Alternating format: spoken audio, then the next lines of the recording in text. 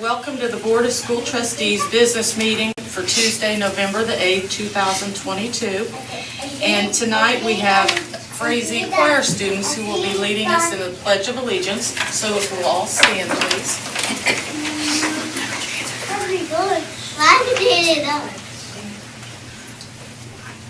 Allegiance to the flag of the United States of America and to the republic for which it stands, one nation, under God, indivisible, with liberty and justice for all.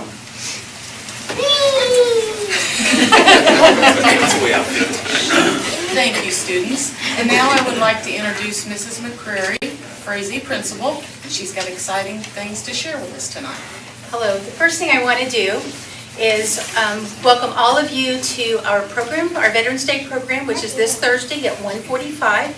And this is probably one of my favorite celebrations that we do at Frazee to honor our veterans. They're going to sing one of the numbers that they will be doing on Thursday. This is our choir. It's very few students compared to what we usually have. It's usually 30, but I'm very proud of them that they came and are going to provide you music at this time.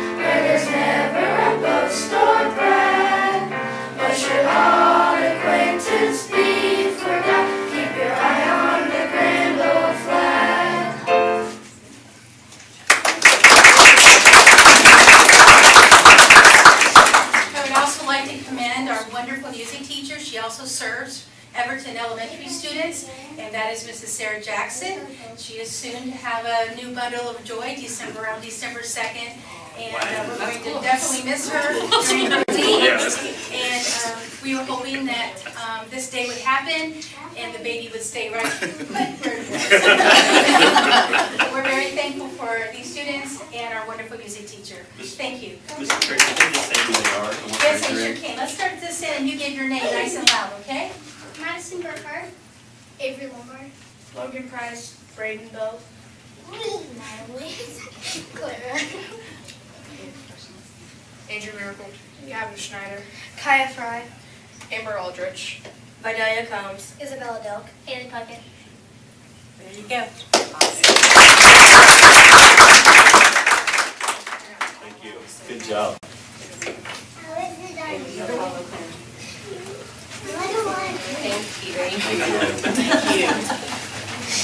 Thank you, parents, for bringing me. Thank you, parents.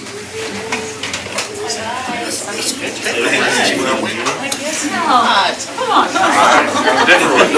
Great job. Civics. Grandview. That was my Frazee's the best. That's where I went to Frazee. Thank you. Kindergarten. And even graduated there. No, they let him out. I allowed him on. That's cute.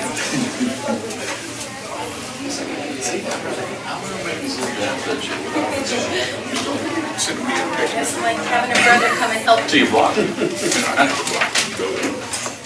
nice. That's very nice. Thanks, For Sarah. my mom all those years. Just straight and close. Thank you. Thank you. Thank you. I want to thank you for having Frazee come tonight and present. I thought long and hard about what I wanted to talk about Frazee. As all of you know, the pandemic had a lot of effect on us and all the schools across the state. But we're not using any excuses. We're going to come back stronger than ever. And we're working on incentives and goals that will make a difference in the lives of our students that we serve. And so I want to share with you our goals and how we're trying to get there. The first one that we're working on is to improve attendance.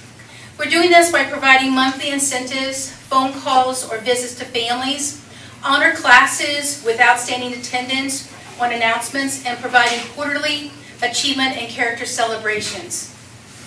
We also desire to improve reading and writing.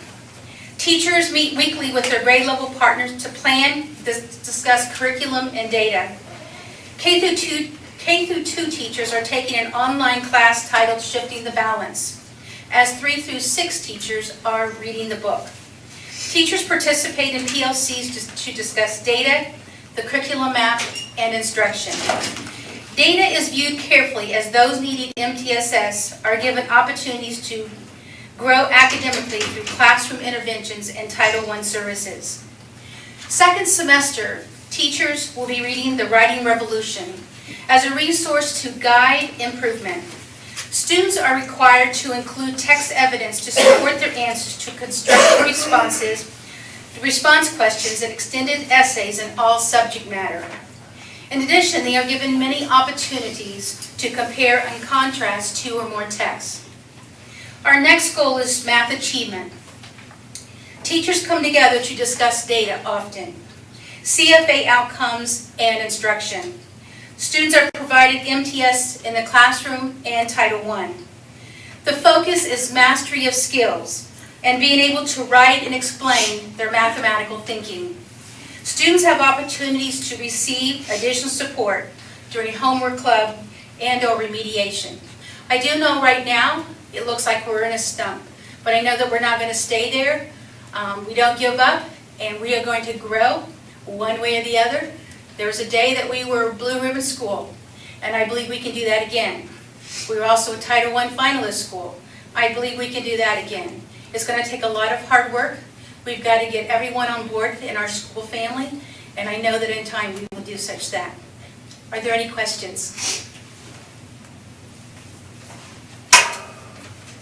Thank you very much. Thank you. Thank you, Mrs. McCurry. Okay. Now we have a presentation from Gibraltar Design for the Facility Studies Update.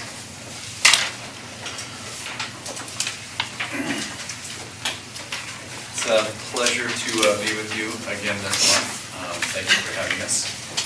We had a plan. Jim was going to play the piano, and I was going to open, but she took that option away, so we'll just get into the presentation. You can go out and tell them, you don't have to have it. Well, let's just stay with the presentation. Maybe another day. So if you, in front of you, I have larger versions of the matrix that we're going to talk through today, but it's also going to be in the presentation. And always before we start, always want to show you the schedule of where we're at so you can expect what's to come. Progress is on the right side of what we set out to do in July, or actually starting early in June, and to where we are today. And here's what you can expect the next few months. So today we're just going to go over a summary matrix of the scope at identified needs at the elementary level and to the high school as well. And then also, if you look to the month of December, we're going to have ongoing communication with your district leadership. That never stops. So if there's anything that surfaces from today that you have questions about, or wondering why something is not included or is included on this matrix, you can definitely reach out and we'll add that to our additional research that we're doing. And then as we come back in January, you can determine as a board if you want to do this in a work session to do that deeper dive that we did earlier in the fall, or if you want it to be in just a board update, you can do that. But what we plan to bring in January is further develop those feasibility options. So everything that you see today on this matrix, we're going to begin investigating and applying that to what that would look like at each of the schools. And then as we come into February 14th, I will bring some type of Valentine treat. And on that day, we will be able to start eliminating and exploring some of those options. And our hope is that February 14th, when we end, we will have some clear direction on what options we would begin estimating so that you can have some numbers behind some of the decisions that you have to make. So overall, going into at the end of the first quarter of 2023, we feel like we'll be able to bring all these options to you with numbers behind it and give the board the most updated information that they need to move forward. So let's go into, I can explain what the matrix looks like. This is a combination of everything that was surfaced in the survey from staff, also our learning environment considerations, and what you see right here is just at the elementary level, everything that was identified as a major need. And then if it's a check, it is a need at that school. If there's no check, that means it's been addressed. And so if you think about the Everton Media Center, clearly that's been addressed. And that's not checked, but it's created a little bit of a gap between that experience that a student has at the Media Center at Everton versus what the student might have at one of the other schools. And I think we have spent enough time together as a group, and I've seen what you value, that I know that your ultimate goal is to make sure that every child, no matter their address in the school community, has the same experience. And so when they get to the middle school and they went to the high school, no matter what elementary school they're at, they have that opportunity for learning that's similar, and then also that the similar experiences as well. So if we go to the next slide, you will also see what this looks like applied to the middle school, the high school, and also the Whitewater Career Center. Not as many checks on the middle school as you can see, but there's definitely quite a few that surface at the high school on those learning environment needs that would have surfaced as an area of growth. And then also we included site considerations as well. If you go to the next slide, I'm not going to go into detail because this again is a summary of information that you saw months ago. If you remember when we came in with a half box, full box, or if it was clear, this is pulling all of that information together and providing as a check as if it's a need. Now we chose to, from the facility standpoint as well, and I gave Darryl a copy of this just because it's a summary of his work of helping us as well, but making sure that there's a check, because not only do you want to address the learning environment, but you also, if you're going to address the learning environment in that building, you have to keep in mind on the maintenance of the electrical, the plumbing, and everything else that goes into that. So now if we transition to the high school part of that as well, just from the secondary schools, this looks a little bit overwhelming because we also did an analysis on every single structure that you have on the hill. And so we wanted to make sure they each had a placeholder in an area of HVAC to plumbing to electrical and then facility improvements. And if you go to the next slide, I'm going to turn it over to Jim because he is going to explain how we're going to take this information and to develop our strategy for what we bring to you in January. Good evening, everyone. Good evening. Chris, I'm glad to be here. I'm glad not to have to sing. Okay, so next steps, as Chris walked you through the timeline, here over the next couple of months, think of the matrix and the checks as a way for Gibraltar to be very intentional, purposeful, methodical to review, are these matters being addressed with this solution? And then even to the extent, how well are they being addressed? Is it good enough or is it perfect? Just kind of each of those checks then are a way for us to measure an option, a solution, even the engineering and systems aspects, as Chris mentioned. You would go into a building and resolve some of the learning environment and leave behind inadequate electrical or inadequate plumbing. So it's just a way for us to help pull back the curtain and let you see a little bit of how we synthesize it without having school boards and young people like yourselves having to get in the nitty-gritty. So there are some details that feed into that you would just expect us as 30-year school planners to get right. So we're on a good journey, and just the amount of lift of work, we feel like using the Christmas holiday is a nice gap, stay informed with the administrative team. So when we talk about options to meet needs, they are options, and they'll have subtleties and nuances. When we come back in January, we're not dictating the options, we're just needing a place to start the conversation. And then, as Chris mentioned, by February, our sense, having worked with school boards all over the state, you'll start to see some things that say to you, oh, these are really good, let's keep going and discuss these further. This one, we need to just set aside. It's not real, it's not practical for us, or whatever your reasons are, we take our direction from the administrative team and the board. You have great administrative team leaders, and you're an engaged school board. So sorting that out in January and February, I don't think will be much of a challenge. And then by March, we want you to have your arms locked around what the needs are, the beginnings of understanding the financial impact, and then start to set a direction, as you've done with us already. We're not going anywhere. We'll be with you every step of the way for as long as you will have us here. So one of the things about feasibility study options, and they are like, think of it as like, is this feasible? Everything's out on the table. We don't try to eliminate or sort by money at first, because money tends to sometimes have good ideas thrown out too quickly. Eventually, it's reality. Budgets have to hit the line.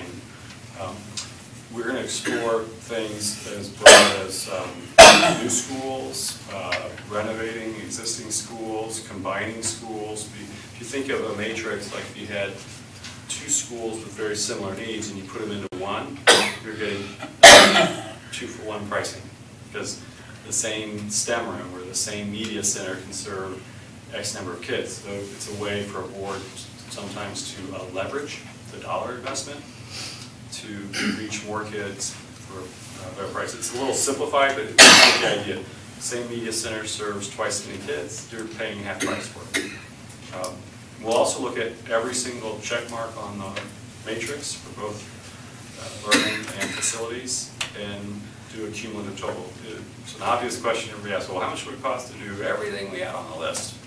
And it's a big number, but we try and help you see that as well, because it's just a question you're going to have to eventually, we think, want to answer. All the options, everything. So sometimes what happens is when we present, we want to just make sure we remind everybody, it's a given that the preventative maintenance items and those things are happening. We may not articulate it and itemize it in great detail, but know that that's incorporated into our budgeting and planning. So we just are very alert to that. That's why we have the matrix to do that. And then, of course, all the options start to look at making sure the learning needs are, no matter your address in the school community, that student receives the same opportunities. So then that's just across any options we explore. With that, I'm happy to answer any questions for myself or Chris.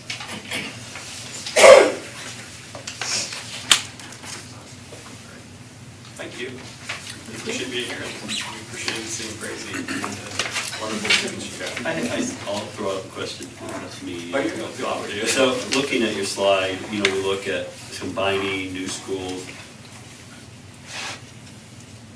I know prices have gone up a lot in construction, obviously, with everything, but are there some school districts similar to us that you all have worked with where you've looked at combining schools or building onto some schools versus new construction and things that come to mind, where maybe at some point, if we get to that point, there might be opportunities for the board to take a road trip like we did with the field house? And I just want to throw that out there as a possibility to look at similar districts. There's so many, it's almost like what set of glasses or what lens are you going to look at the solution through?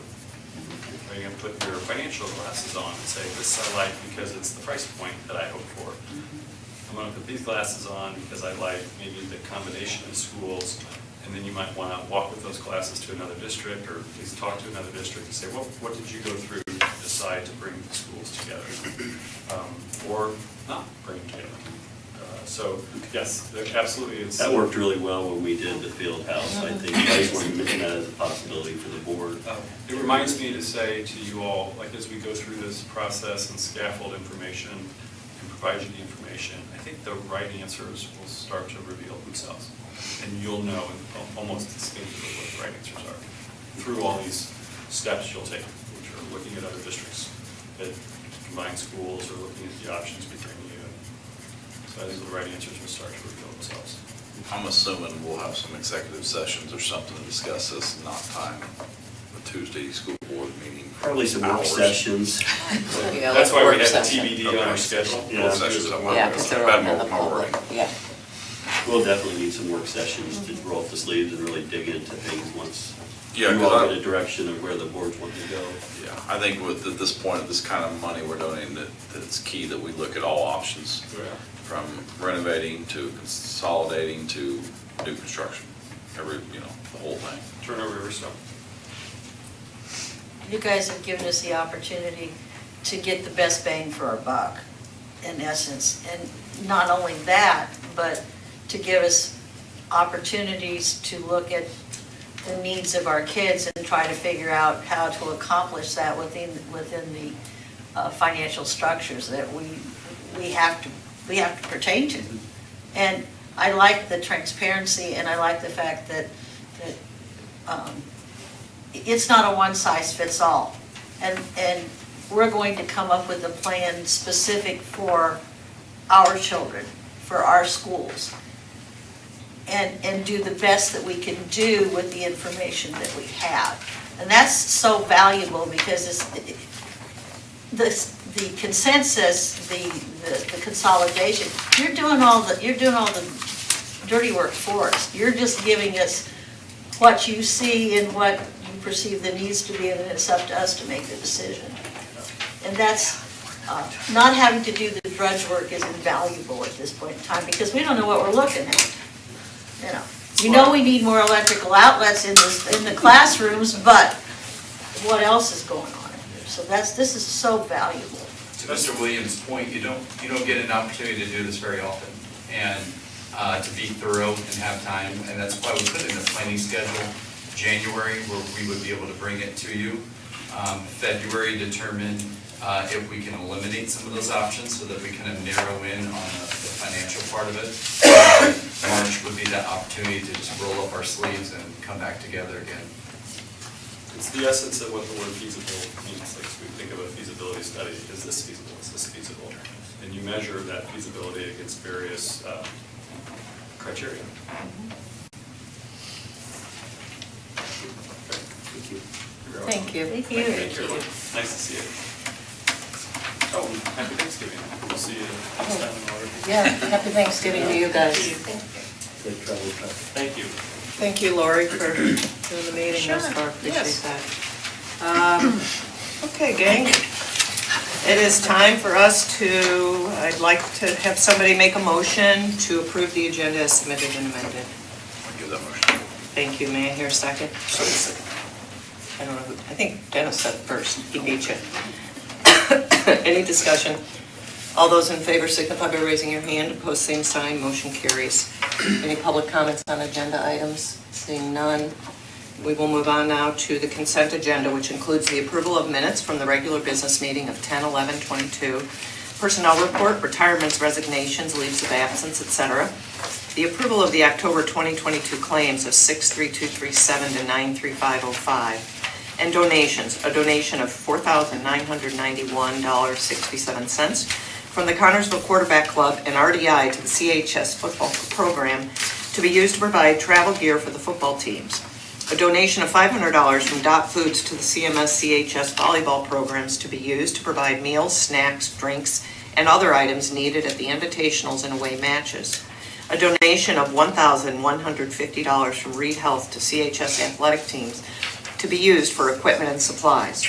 A donation of $2,000 from Connersville Gymnastics Center to CHS Gymnastics to be used to help purchase a new vault table for the gymnastics program.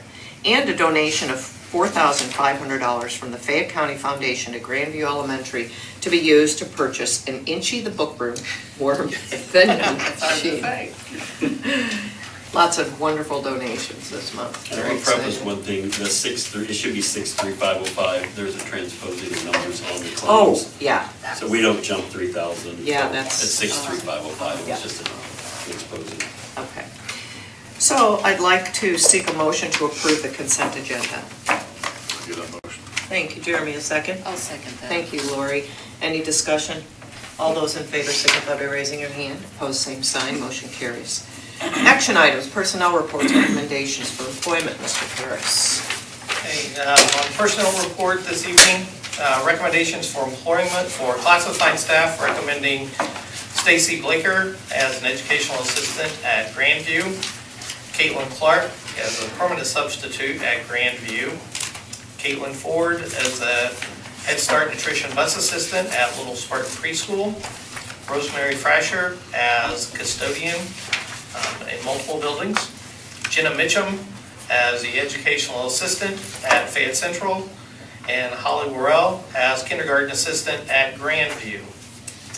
Moving on to extracurricular, with certified staff recommending Adam Kelly, girls head swim coach at the high school, Cameron Rao as JV baseball coach at the high school, classified staff, Colton Massey as a JV assistant baseball coach at the high school, and Paige Taylor as an assistant swim coach at the high school.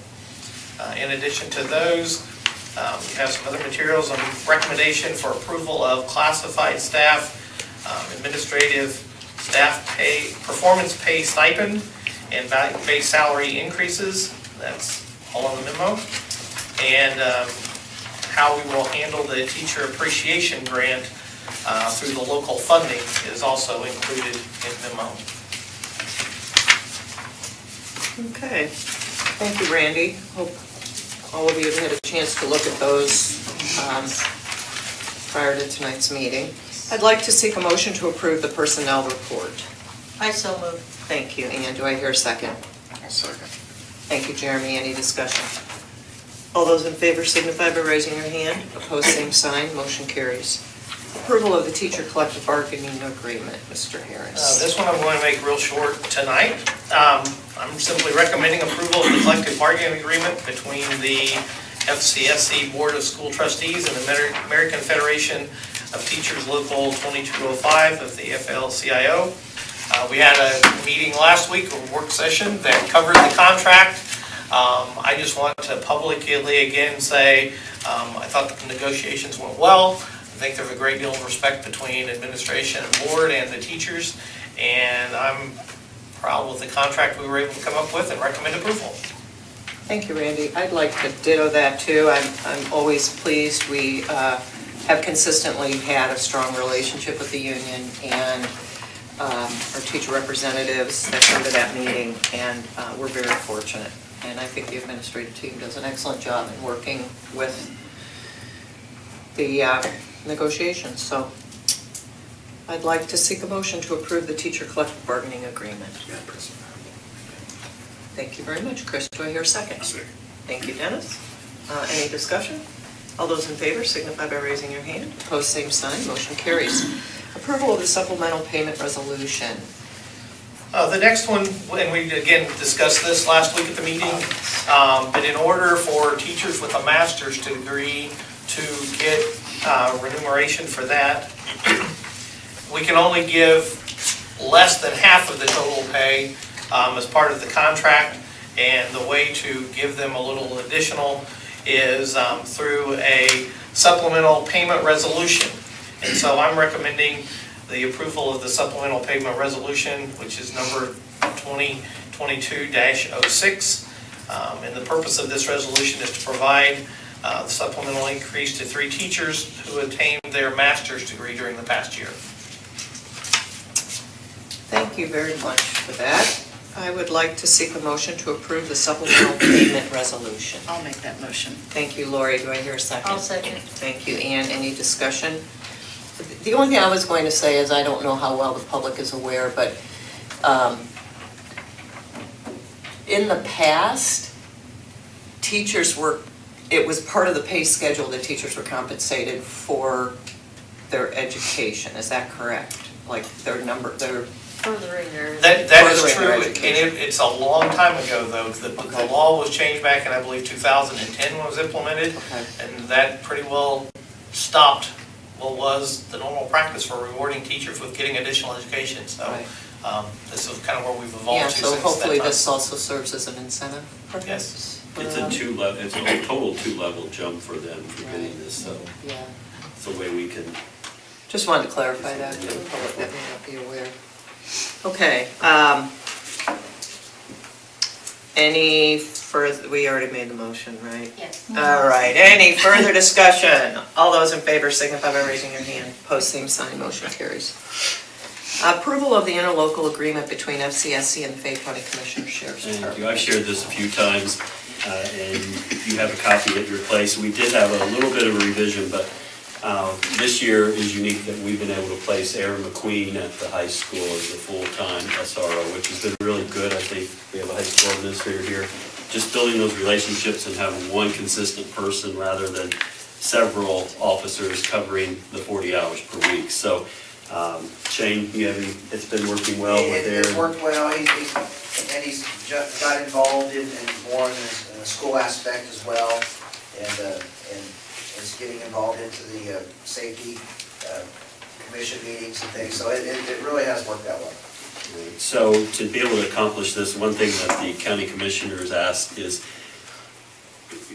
we're putting more skin in the game, but we were fortunate that we were able to receive the COPS grant, which this is all detailed out. So if you look at page 2 of this, there's obligations of both the school corporation and the commissioners and sheriff's department as the county. And the COPS grant will fund $41,667.66 the first each year for the cost of an SRO, an officer designated for that. And so with Aaron sliding over to us, the county decided we'll let a new officer who replaced him take on their costs, which is much lower than Aaron's. So I thought that was a very fair option. So the officer that was hired to replace him currently is not taking all the fringe benefits. So the grant will pay for years 1, 2, and 3, the 41,667, and then we pick up the difference of the fringe, which could be anywhere from $8,000 to $30,000, depending on if he takes on family insurance at some point. Right now, it's going to be low, and so we'll get a yearly bill. And then part of that grant, we had to commit to continuing this in year 4 once the funding dries up. And so what I'm asking the board to approve in that is in year 4, we will take on the beginning salary of a new deputy, which currently is around $45,000. So I kept it flexible. Michelle helped draft this for us.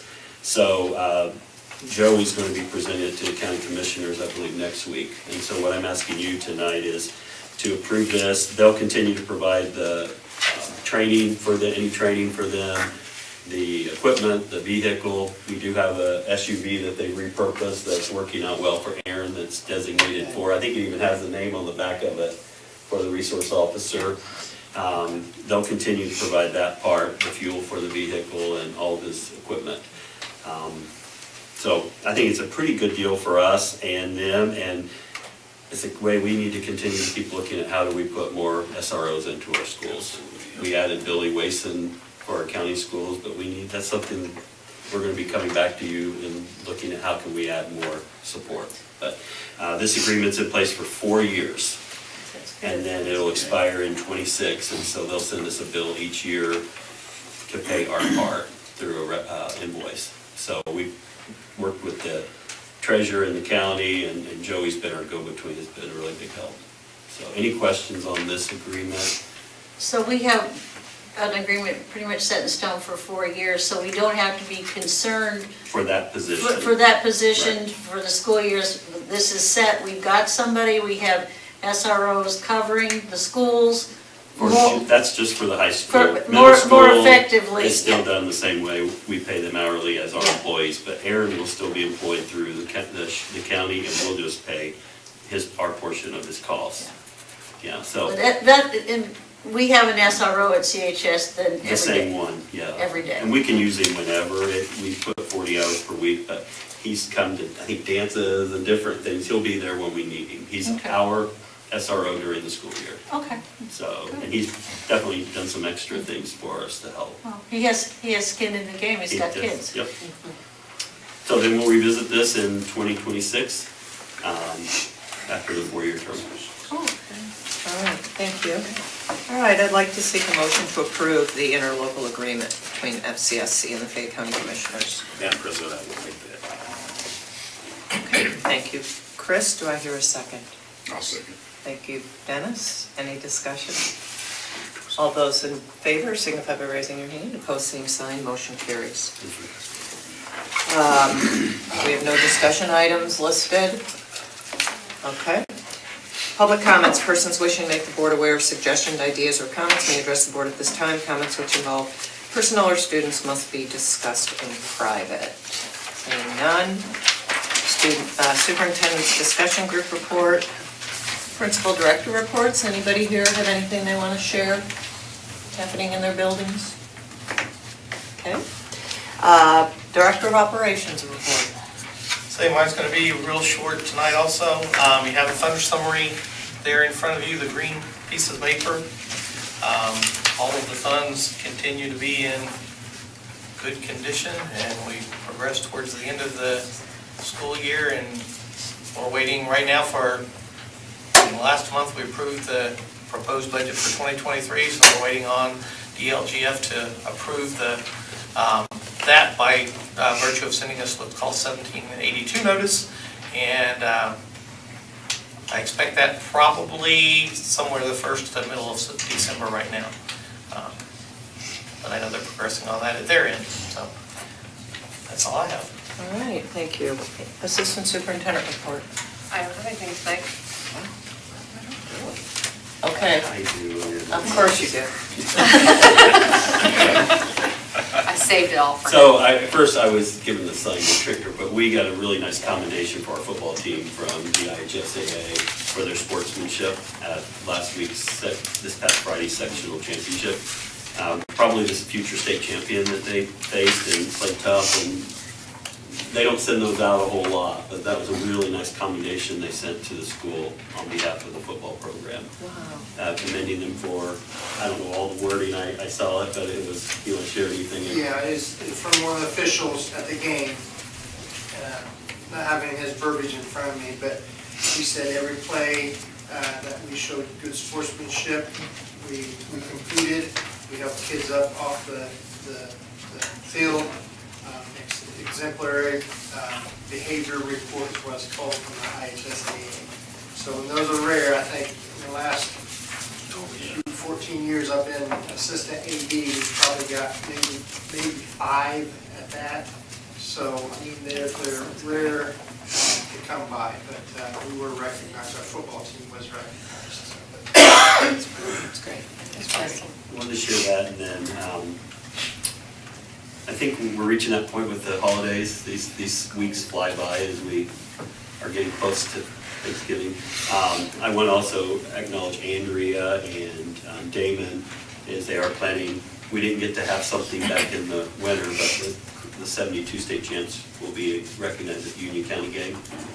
And I think quite a few are coming, or family members to represent them. So there will be a dinner in the new cafeteria, and then they're going to be down on the floor. And I know they're working on a pretty memorable gift for them. So, and I know she's got some works for some other state champions too this season, as it falls on different even number, or 10-year or 40-year or whatever increment, 35 years. So I just appreciate that. Had a really nice fall awards program last night too at CHS. I think went really well. I've heard 2 different people commented on parents today. So we need to share that. That's it. For the good of the cause, anybody have anything they want to share? Yeah. I do. Scott mentioned in a recent letter a couple of things. I don't know if he got any feedback or not, but for the good of the order, I'd like to dispose of the Claypool property. I think we just sat on it, and I think we need to make some decisions there and try to get rid of that property. And I think we need to get compliant with another baseball field. Mm-hmm. The girls have 2 softball fields. Boys haven't had a JV baseball field for a few years now. I think it's time we try to get compliant with that. And we are getting a price on a baseball field currently, just to see what it is. And I appreciate bringing that up, if you don't mind my sharing for an order here. But I followed up with a local businessman about the resource center property, and he's going to call me Thursday or Friday. So I was hoping to have more info, but haven't been able to connect. So I support that. I think we need to look at that and the resource center. We don't need to keep maintaining both of those. So I appreciate appreciate that, Mark, and giving us some direction on where to go. Hope to be able to follow back at our next meeting to maybe have some discussion and get a better idea of our direction, because we're gonna have to put money into the resource center if we're gonna make it usable green space with some fencing and safety things. I don't know if this is a good time to ask it, but have we heard anything about what will happen to the hospital property and space there? No, there's lots of rumors, but they're like, Okay, but that's fine. there will be space there for something. We don't know what Reed's gonna decide to do, but We can give them suggestions. they've already been given those I'm suggestions. sure, I'm Don't sure look they at have. Dennis. Yeah, Don't look at Dennis. No, He has no, that's nothing not, to do with it. it's not his decision, but the Spartan Bowl could really use better parking spaces. That would take the argument away from other schools taking sectional if we had a big Yeah, parking it's a space sectional there. at Greensburg Greensburg this is- year. So anyway, thanks, Mark. Leslie, I also wanted to mention, appreciate Adam Kelly stepping in. Yes. He's an excellent person and a good role model, and I'm glad he's back in the game with us. I'm glad he's coaching, yes, yes. Yeah, I was glad to see that. And to our football team, I happen to live in the neighborhood with the coach, and he is such a happy, he is so proud of those kids, that, and the work that they put in, and they got something to show for it. It wasn't for lack of effort sometimes that the kids didn't do well, but it was a combination of things. And they competed every game. They never gave up. And he couldn't be more proud of them. And this community should share in that. We got more people to football games this year and more parent participation than we've had in years. And I think that Ryan was just working very, very hard, and people in the community saw that. And when you can get people working that hard, you get good results from the kids. They were pumped about playing, and it's not fun to go play at New Pal, period. It's not fun to play, and particularly with their ranking, but, they didn't hang their heads, they didn't give up, they stayed, they played, and they behaved apparently incredibly well, for which we should be proud. So, and they've set a new high water mark for themselves, so we'll see what's happening.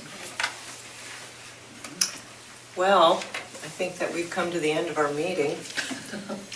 So I would like to seek a motion to possibly adjourn. Come on, guys. You leaving. You're leaving. And I may not have a job. I'll make a motion. Whoa, excuse me. Whoa, wait a minute. Wait, So now. Whoa. okay. Did you make that motion, Chris? No, actually, Dennis, Mr. Perkins. and may I hear a second? All those in favor signify by raising your hand, opposed, same sign. I'm getting